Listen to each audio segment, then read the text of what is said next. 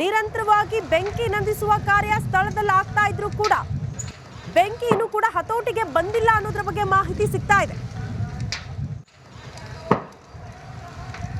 ಗಂಗಾವತಿ ಗ್ರಾಮೀಣ ಪೊಲೀಸ್ ಠಾಣಾ ವ್ಯಾಪ್ತಿಯಲ್ಲಿ ನಡೆದಂತ ಘಟನೆ ಇದು. ಕೊಪ್ಪಳದಲ್ಲಿ ಮಾಜಿ ಸಚಿವ ಜನಾರ್ದನ ರೆಡ್ಡಿ ಅವರ ಪ್ರೀತಿಯ ನಿವಾಸ ಕುಟೀರ.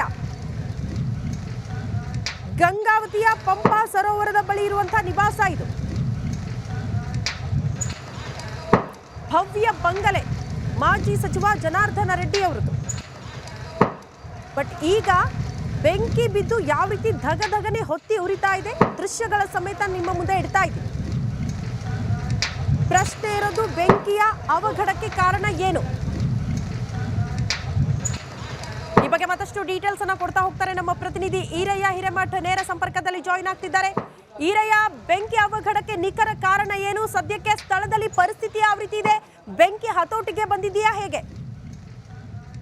ಶ್ರುತಿ, ನಿಜಕ್ಕೂ ಏನಂತಂದ್ರೆ ಇವತ್ತು ಏನಂತಂದ್ರೆ ಈ ಗಂಗಾವತಿ ತಾಲೂಕಿನ ಏನು ಆನೆಗುಂದಿ ಸಮೀಪ ಇರುವಂತಹ ಪಂಪಾ ಸರೋವರದಲ್ಲಿ ಏನು ಜನಾರ್ದನ್ ರೆಡ್ಡಿ ಅವರಿಗೆ ಸೇರಿದಂತ ಏನು ಕುಟೀರ ಏನಿದೆ, ಈ ಕುಟೀರಕ್ಕೆ ಒಂದು ಏಕಾಏಕಿ ಬೆಂಕಿ ತಗುಲಿದೆ. ಏನು ಬೆಂಕಿ ತಗುಲಿ ಏಕಾಏಕಿ ಒಂದು ಹೊತ್ತಿ ಉರಿದಂತ ಘಟನೆ ನಡೆದಿದೆ. ಸದ್ಯ ಏನಂತಂದ್ರೆ ನಾನು ಇಲ್ಲಿ ಸ್ಥಳದಿಂದಾನೇ ಈಗ ನಿಮ್ಗೆ ಲೈವ್ ಆಗಿ ಇಲ್ಲಿರುವಂತಹ ವಿಜುವಲ್ಸ್ ಗಳನ್ನ ತೋರಿಸ್ತೀನಿ. ಏನಂದ್ರೆ ಇದುವರೆಗೂ ಕೂಡ ಏನಂತಂದ್ರೆ ಬೆಂಕಿಯನ್ನ ನಂದಿಸಲು ಅಗ್ನಿಶಾಮಕ ದಳದ ಸಿಬ್ಬಂದಿಗಳು ಸಾಕಷ್ಟು ಒಂದು ಹರಸಾಹಸವನ್ನ ಪಡ್ತಾ ಇದ್ದಾರೆ.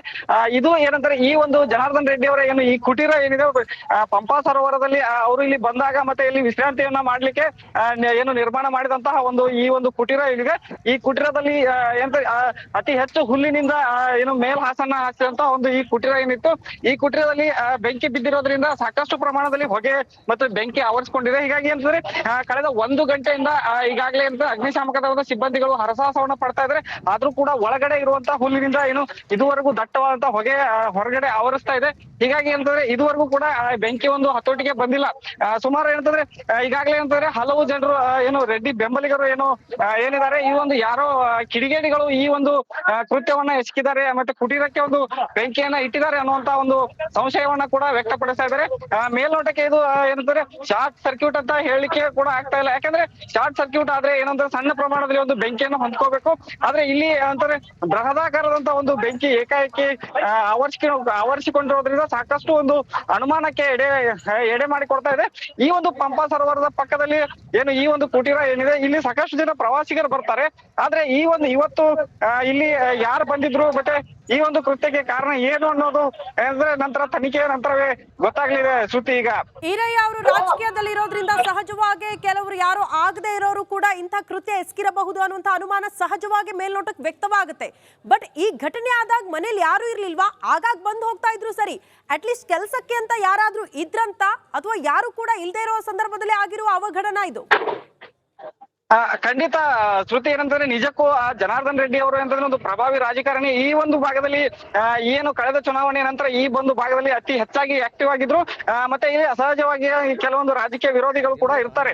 ಇಂಥ ಸಂದರ್ಭದಲ್ಲಿ ಇಂಥ ಒಂದು ಘಟನೆಗಳು ನಡೆದಾಗ ಸಾಕಷ್ಟು ಅನುಮಾನಕ್ಕೆ ಎಡೆ ಮಾಡಿಕೊಡುತ್ತೆ. ಯಾಕಂದ್ರೆ ಯಾರೋ ರಾಜಕೀಯವಾಗಿ ಅಥವಾ ಮತ್ತೆ ಯಾರು ವಿರೋಧಿಗಳು ಈ ಒಂದು ಕೆಲಸವನ್ನ ಮಾಡಿದ್ರೆ ಅನ್ನೋದು. ಆದ್ರೆ ಅದೃಷ್ಟವಶಾತ್ ಏನಂದ್ರೆ ಇಲ್ಲಿ ಜನಾರ್ದನ್ ರೆಡ್ಡಿ ಅವರಾಗಿರ್ಬೋದು ಮತ್ತೆ ಅವರಿಗೆ ಸಂಬಂಧಪಟ್ಟವರು ಯಾರು ಕೂಡ ಹೆಚ್ಚಾಗಿ ಇಲ್ಲಿ ಇರೋದಿಲ್ಲ. ಯಾಕಂದ್ರೆ ಕೆಲಕಾಲ ಇಲ್ಲಿ ಅವರು ವಿಶ್ರಾಂತಿಗೆ ಮಾತ್ರ ಬರ್ತಾರೆ.